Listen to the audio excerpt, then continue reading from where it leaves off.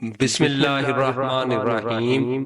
شروع اللہ کا نام لے کر جو بڑا مہربان نہایت رحم والا ہے۔ قسم ہے فجر کے وقت کی اور 10 راتوں کی اور جفت کی اور تاک کی اور رات کی جب وہ چل کھڑی ہو کہ آخرت میں جزا و سزا ضرور ہوگی۔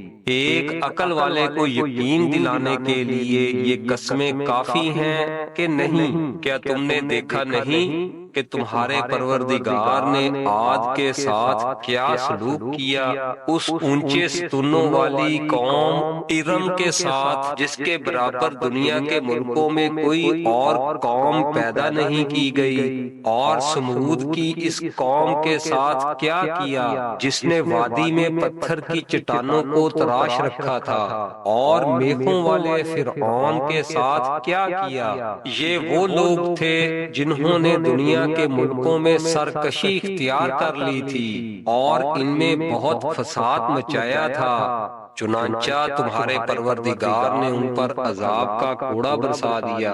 یقین رکھو تمہارا پروردگار سب کو نظر میں رکھے ہوئے ہے، لیکن انسان کا حال یہ ہے کہ جب اس کا پروردگار اسے آزماتا ہے اور انعام و اکرام سے نوازتا ہے تو وہ کہتا ہے کہ میرے پروردگار نے میری عزت کی ہے، اور دوسری طرف جب اسے آزماتا ہے اور اس کے رزق میں تنگی کر دیتا ہے تو کہتا ہے کہ میرے پروردگار نے میری توہین کی ہے۔ ہرگز ایسا نہیں چاہیے۔ صرف یہی نہیں بلکہ تم یتیم کی عزت نہیں کرتے اور مسکینوں کو کھانا کھلانے کی ایک دوسرے کو ترغیب نہیں دیتے، اور میراث کا مال سمیٹ سمیٹ کر کھا جاتے ہو اور مال سے بے حد محبت کرتے ہو۔ ہرگز ایسا نہیں چاہیے۔ جب زمین کو کوٹ کوٹ کر ریزہ ریزہ کر دیا جائے گا اور تمہارا پروردگار اور قطاریں باندھے ہوئے فرشتے میدان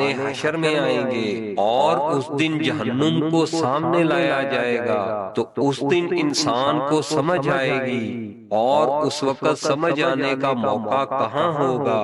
وہ کہے گا کہ کاش میں نے اپنی زندگی کے لیے کچھ آگے بھیج دیا ہوتا۔ پھر اس دن اللہ کے برابر کوئی عذاب دینے والا نہیں ہوگا، اور نہ اس کے جکڑنے کی طرح کوئی جکڑنے والا ہوگا۔ البتہ نیک لوگوں سے کہا جائے گا کہ اے وہ جان جو اللہ کی اطاعت میں چین پا چکی ہے، اپنے پروردگار کی طرف اس طرح لوٹ کر آ جا کہ تو اس سے راضی ہو اور وہ تجھ سے راضی، اور شامل ہو جا میرے نیک بندوں میں اور داخل ہو جا میری جنت میں۔